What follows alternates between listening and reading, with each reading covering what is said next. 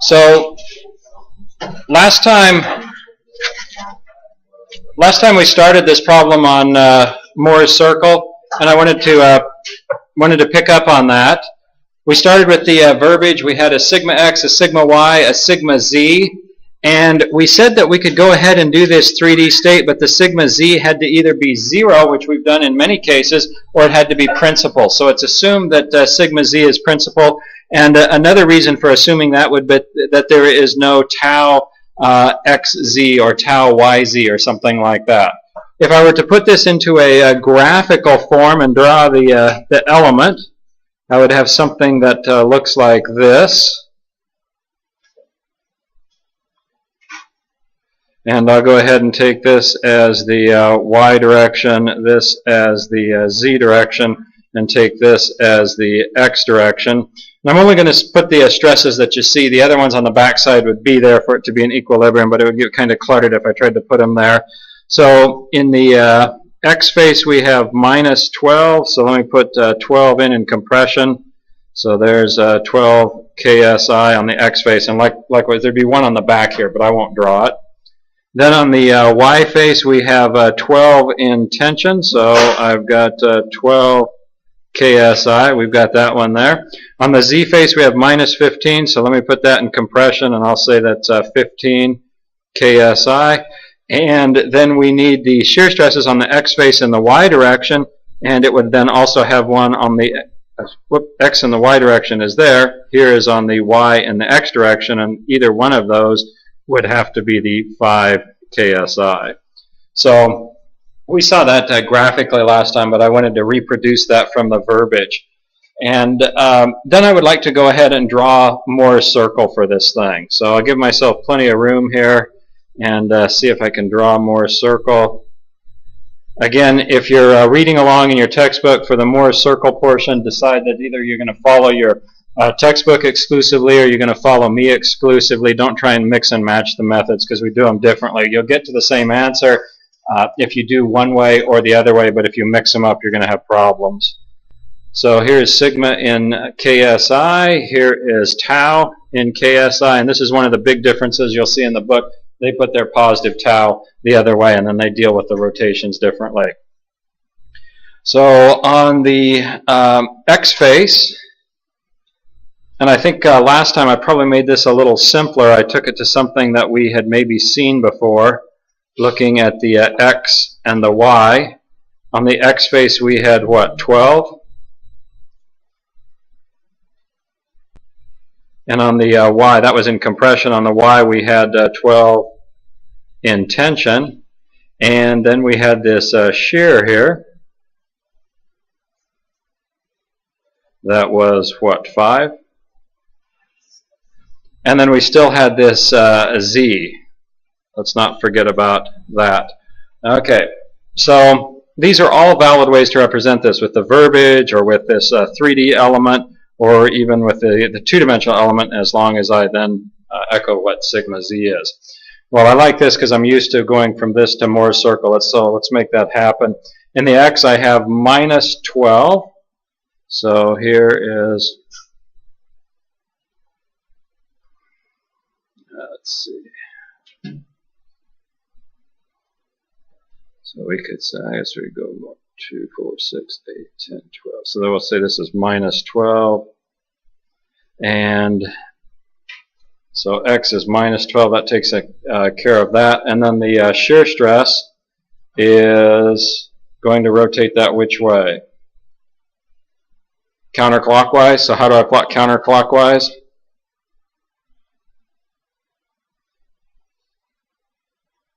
Should plot it negative, shouldn't I? So I have this point there. There's the x face. And then what's the x? It's minus 12 minus 5. And then the y face is positive 12.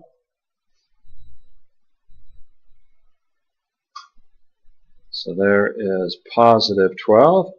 And on the y face, we know by default it really should be up here at positive 5. Does that make sense? If you cover up that, it tends to rotate it clockwise. Indeed, it should be positive. So we have this y point here that is 12 and 5, both of them positive. So I can draw the diameter with that, and then I actually put together a pencil compass for this. Make this a little easier, a little better circles maybe. See if we can do this. That's the problem with using a pencil compass without graph paper. We'll be off by a little. This point must be out here. There we go.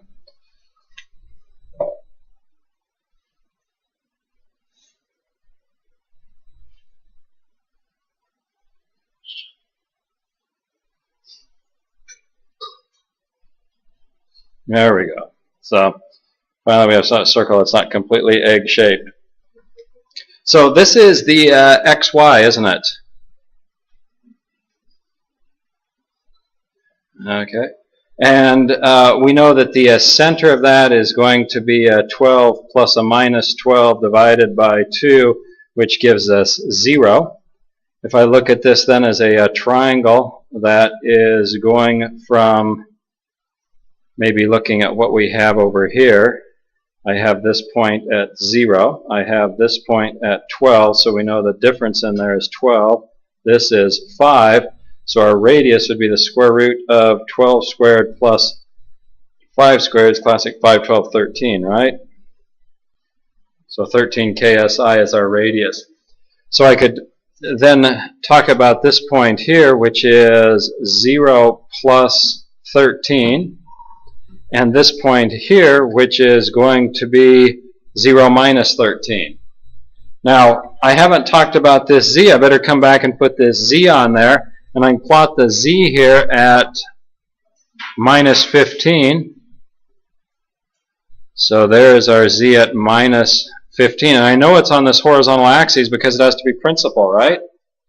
So I have one more, or I've got two more circles to draw, which is going to be, I'm going to have one at 14. Divide this thing in half.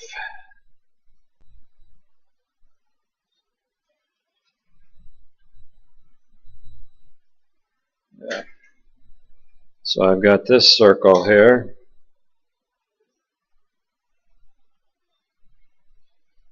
And I have this circle here. So if this is the y point, this was xy, this is the x point. So this is going to be yz. And this one, this circle here, is going to be xz. Okay. So what if I wanted to show the element in its proper orientation for principal? What is that going to look like? I think we would have to rotate this thing down like that, wouldn't we? So we'd know that we're going to end up rotating this element here.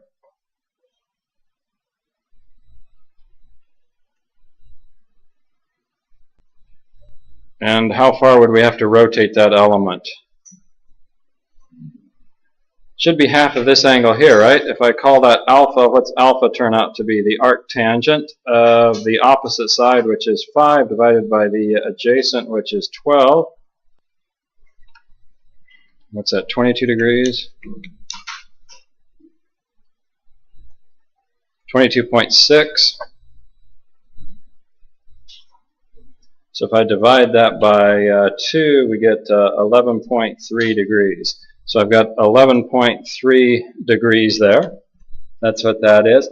So then the x is, or excuse me, the y is going to come over here and be positive 13, isn't it? So I will have 13 KSI. And then the x is going to come up there and be what? 0 minus 13, so it'll be a negative 13, so I'll draw it in compression at 13 KSI. Now I don't have to worry about shear because at the principal orientation I'm in the horizontal here, and we don't have any shear. Now this is an interesting example. Maybe I'll continue on with this for just a little bit longer.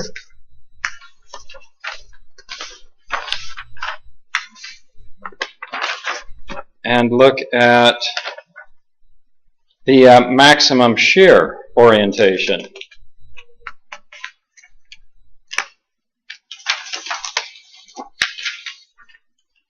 So what if I rotated this line up to here? What would that look like? That'd be kind of interesting, wouldn't it? So let me draw that.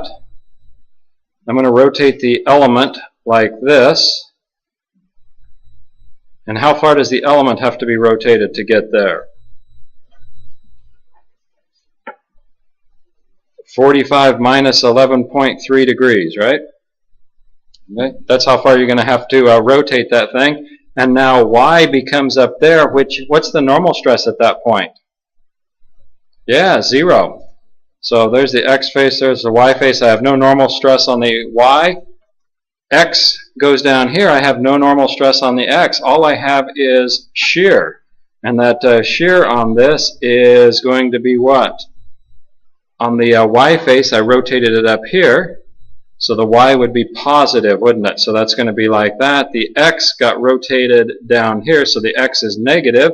So it's going to be like that. And I would have then 13 KSI, wouldn't I? Which the reason I drew this is because it's kind of interesting. This is the only case where your maximum shear stress appears with no normal stress. And that's only because the center is at 0.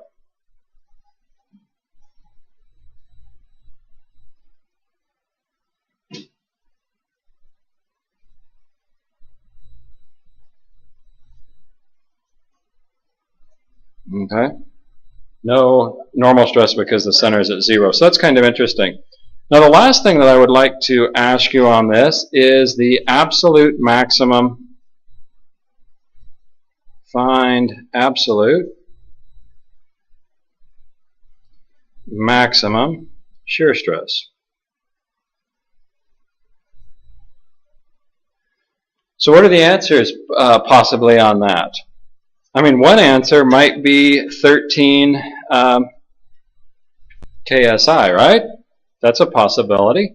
Is that the radius? I mean, we've been trained that we're looking for radiuses of circles, right? That's the radius of one circle. It's the radius of this circle. Well, what's this one? This is going from minus 13 to minus 15, so I guess that has a radius of 1. So likewise, you could say, well, 1 KSI. That doesn't seem quite large enough, does it? Well, there's one more radius hanging out there. It's the radius of the largest circle. That's going from minus 15 to positive 13. So what's that? A diameter of 28. So it has a radius is equal to 14, right?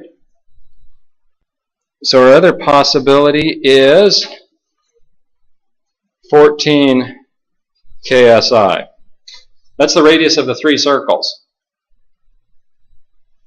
So if we're looking for the absolute maximum, that's the radius of the largest circle.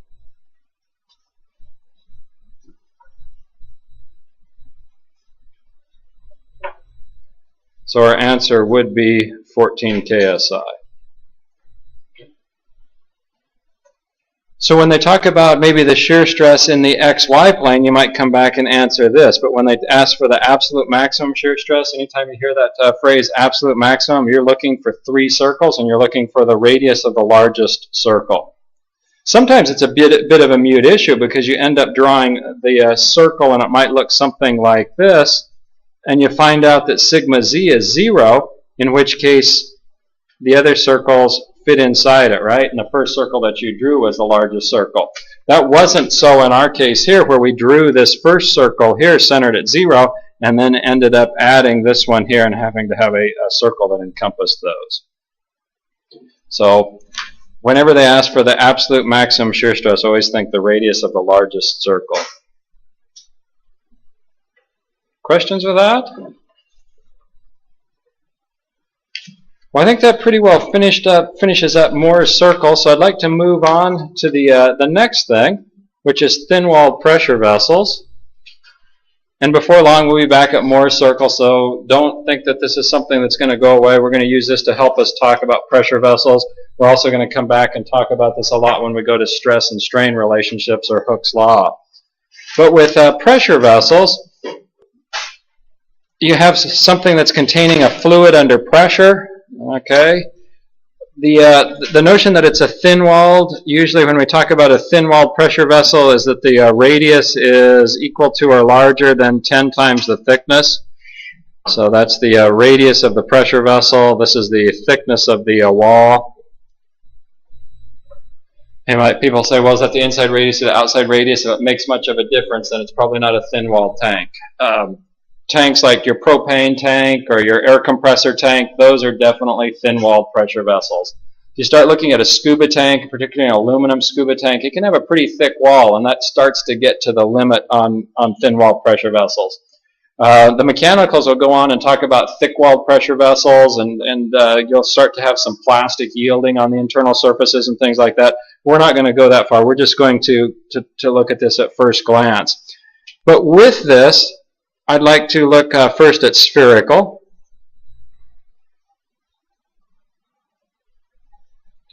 So with a spherical pressure vessel, I should have used my pencil compass anyway. So I'm going to imagine cutting through this thing, and it would have a couple of surfaces that you would cut through.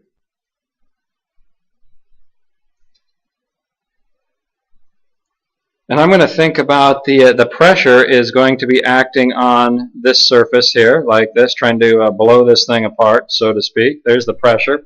And what's resisting that is going to be your stress.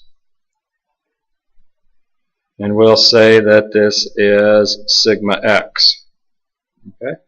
And a lot of people say, well, the pressure is acting in all directions. Well, that's true, but I want to just slice it through this surface here. If I'm worried about the pressure acting perpendicular to that, I'd be slicing it through the other direction. So we're just looking at the projected area. So I'm going to go ahead and say that this is the x direction. Maybe this is then the y direction. So if I sum my forces in the x direction, setting that equal to 0, going back to our equilibrium equations of statics, if I take stress and multiply it by the area, I have force. So I could say that sigma x times the area of the cut surface, okay, minus the pressure times the area that the pressure acts on, or I'll just say area of the pressure. Okay, that equals to 0. And apparently I took to the left as positive, and that's fine. Okay, so if I start to detail the dimensions here, we could say that for a sphere of radius r and thickness, we'll say that this has a wall thickness of t. We're going to have sigma x times the area of the cut would really be what? 2 pi times the radius times the thickness, right? That's that area that you see right there. If I take the perimeter of the thing, that's 2 pi r, isn't that the perimeter? And I multiply it by the thickness, so I get that area that the stress. This is the area that I'd have to cut through to slice through that. And then I'm going to subtract the pressure times the area that the projected area of the pressure. The projected area of the pressure is a circle, right? So I could say that that was pi r squared is equal to 0. So if I solve for sigma x is going to be equal to p times pi times r squared divided by 2 pi r t. And I get to cancel some things out. And this turns into sigma x being equal to the pressure times the radius of the tank divided by 2 times the thickness. Okay. And we could continue on with this. We could slice this in a direction looking at the y. So we could say that this was sigma y. And a lot of times we'll talk about sigma in the tangential direction. Okay? So that's the pressure times the radius divided by 2 times the thickness. And if we look at a units analysis on this, whatever units R has, T has to have the same units. So stress should have the same units as pressure. Pressure being in PSI, stress being in PSI. So that hopefully makes sense from a unit standpoint. So if you tell me the pressure that it's trying to contain, its radius, the larger the tank is, the more stress it has, and the thickness of the material, the thinner the material, the more likelihood you have of failure, the higher the stress you have. So that hopefully all makes sense. What if we look at a cylindrical pressure vessel? So we could go to Moore's circle with that. Maybe we'll hang on to that for just a little while. But I'd like to look at a cylindrical pressure vessel.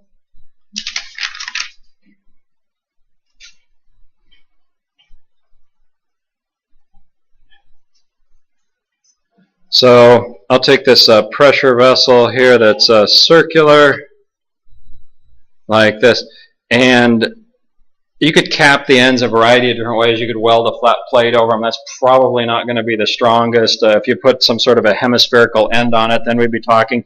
Maybe we wouldn't even be talking about the ends, because this also would be the case for a piece of pipe. I mean, if we were to cut a section of piping out of some industrial setting or something and look at that, we'd have the same argument, wouldn't we? So if I'm going to slice this a couple different ways. I'm going to slice through it like this, right? And when I slice through it like that, I have a situation where I have this, and I have these stresses acting along this surface. That's my stress. And then I have pressure acting over here, don't I?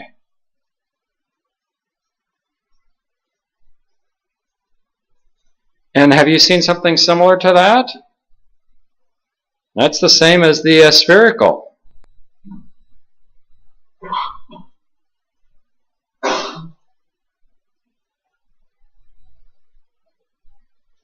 So we could say that the stress in the longitudinal direction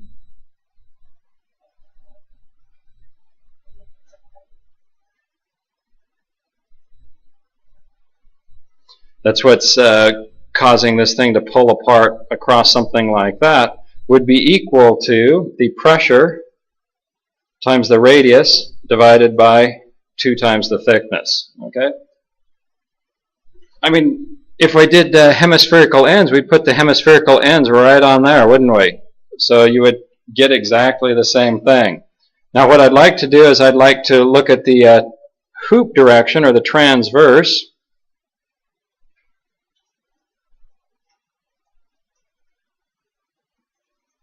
Well, we usually don't use transverse, we use hoop. Okay, so if I slice it like this, and if you slice it like this, you're going to have something that looks like this.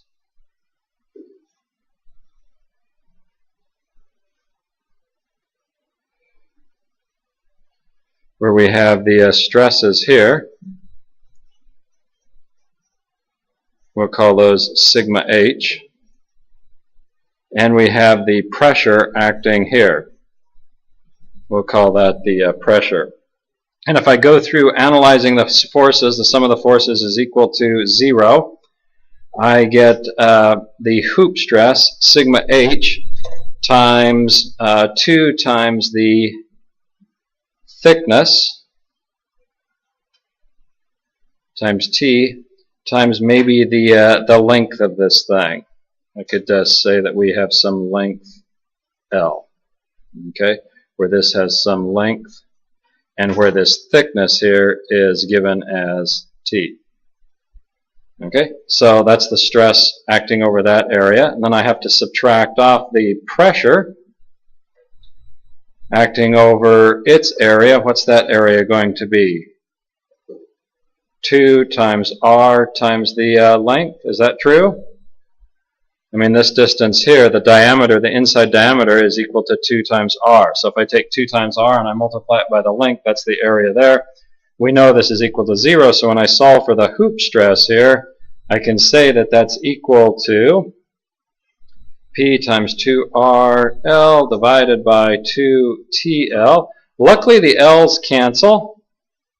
Okay, whether the pipe is a foot long or 200 feet long, it doesn't make any difference, so that's good. And the 2's, of course, cancel, and I come up then with the hoop stress being equal to the pressure times the radius divided by the thickness. Okay, so we have the hoop stress and we have the longitudinal stress.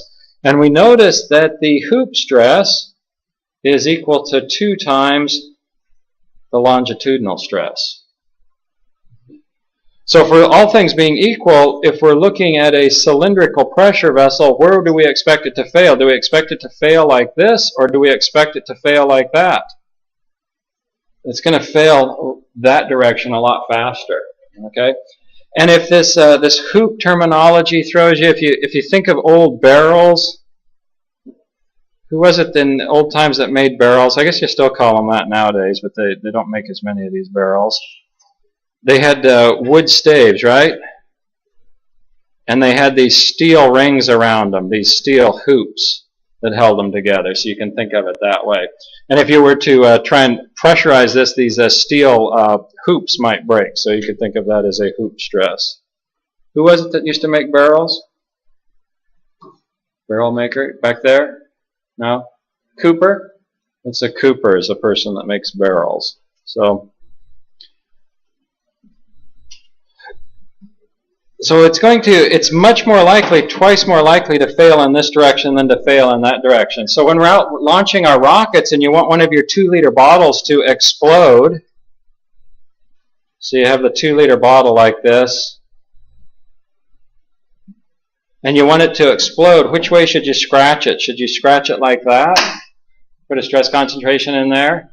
No, probably not. You'd want to scratch it like that. Put a stress concentration in there, and then it'll explode much more readily. So sometimes they explode on their own.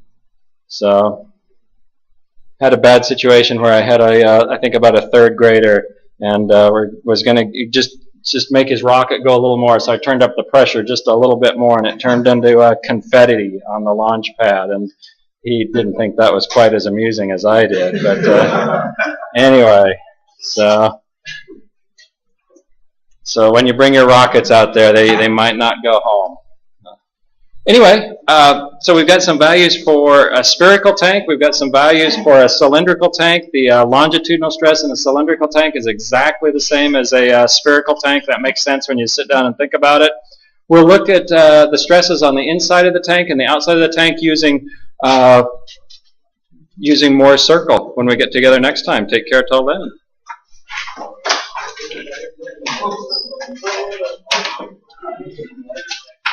All right.